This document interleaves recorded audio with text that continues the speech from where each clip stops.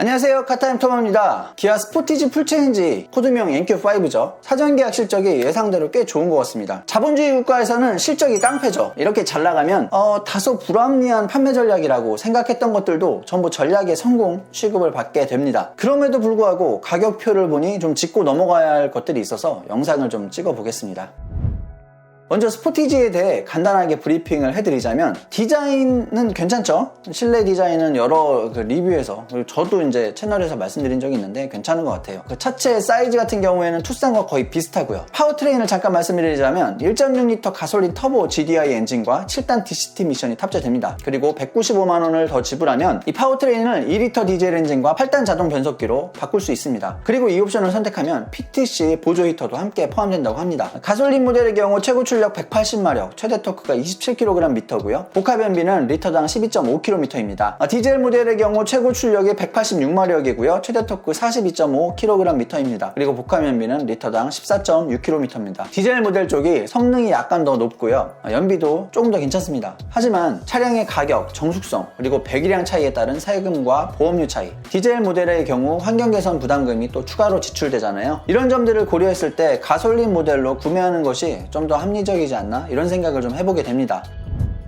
자, 그럼 본론이라고 할 수 있는 스포티지 풀체인지의 옵션들에 대해서 좀 말씀드려보도록 하겠습니다. 차 가격이 좀 궁금해가지고 가격표를 좀 뽑아봤어요. 그래서 한번 봤는데 일단은 뭐 다른 리뷰어 분들도 말씀하시는 게 이 가격표 구성이 좀 이상해요. 이쪽에 그 선택 품목에 이렇게 공통으로 뚫어놔가지고 트렌디, 최하위 등급인 트렌디에서도 이걸 다 선택할 수 있을 것처럼 이렇게 좀 구성을 좀 이렇게 해놨어요. 그래서 이 부분은 사실 뭐 크게 중요한 점은 아닙니다만 보면 약간 좀 짜증난다 그래야 되나? 왜 이렇게 해놨지? 이런 생각이 좀 하게 만들어요, 이 가격표가. 그리고 트렌디 같은 경우에는 개별 소비세 3.5% 적용 가격으로 2,442만원입니다. 주요 기본 품목들을 쭉 보면은 이 가격에 이 정도 품목이면 나쁘지 않겠다라는 생각이 좀 들어요. 하지만 다른 걸 다 떠나서 4.2인치 클러스터가 적용되고요. 센터 LVM 모니터가 없어요. 이 차의 실내는 파노라믹 커브드 디스플레이를 놓는다고 가정하고 이 디자인을 짜놨다고 보거든요. 그래서 이걸 떼버리면 좀 허전한 느낌이 들 거예요. 우레탄 스테어링 휠이나 전방 센서의 부재 뭐 이런 것도 있어요. 빠진 부분이 있는데 뭐 이 부분들은 뭐 크다고 생각은 안 해요. 최하위 등급이니까 좀 감수할 만한 부분이라고 생각하는데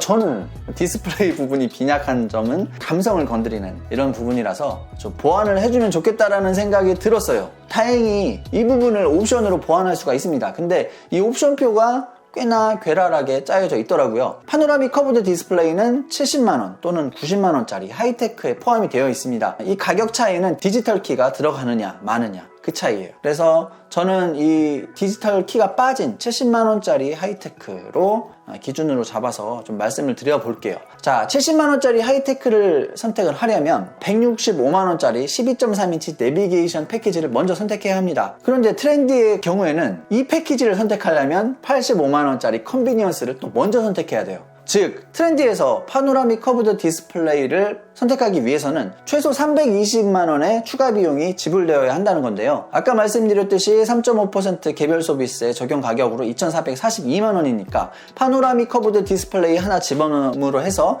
2,762만원의 가격이 되어버립니다. 참고로 이 파노라믹 커브드 디스플레이는 최상위 트림인 시그니처에 올라가야 기본으로 탑재가 되고요. 그 이전에는 전부 하이테크 옵션을 선택해야 이 옵션을 선택할 수 있습니다. 이 부분은 정말 아쉽다고 생각을 하고요. 또한 패키지 구성에서도 좀 마음에 들지 않는 부분들이 있습니다.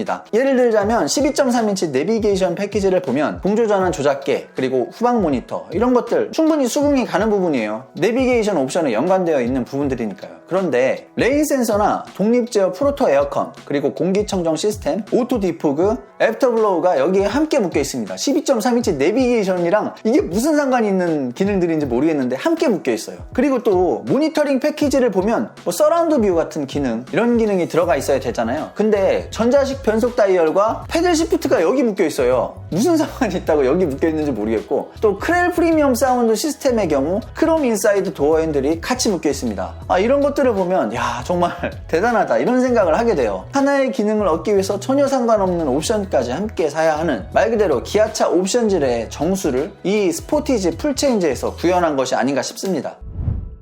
좀 씁쓸한 감이 있어요. 서두에서도 말씀드린 것처럼 뭐 이렇게 해도 잘 팔리니까 뭐라고 말씀을 드릴 수가 없습니다. 기업이 이윤을 추구하기 위해서 수익 극대화를 위한 전략을 쓴 거예요. 그럼 여기서 소비자 입장에서 이게 마음에 안 들면 안 사야 되는데, 이게 자동차는 또 어쩔 수 없잖아요. 현기차 아니면 다른 브랜드를 살 만한 브랜드가 없다고 생각하시는 분들이 많고, 또 뭐 수입차는 비싸고 뭐 이런 것들 어쩔 수 없이 선택해야 되는 부분들이 있는데, 이건 정말 좀 아쉬운 부분이라고 할 수 있습니다. 조금만 더 소비자 친화적으로 가격표를 좀 짜줬으면 하는데 뭐 어쩔 수 없죠. 그래도 소비자 입장에서 말씀드리자면 좀 적당히 합시다. 어느 순간 임계점을 넘어가게 되면 그 탄탄한 기아차에게도 시련은 분명히 찾아올 수 있다고 생각을 하거든요. 그 시련이 오기 전에 적당히 좀 하자고요.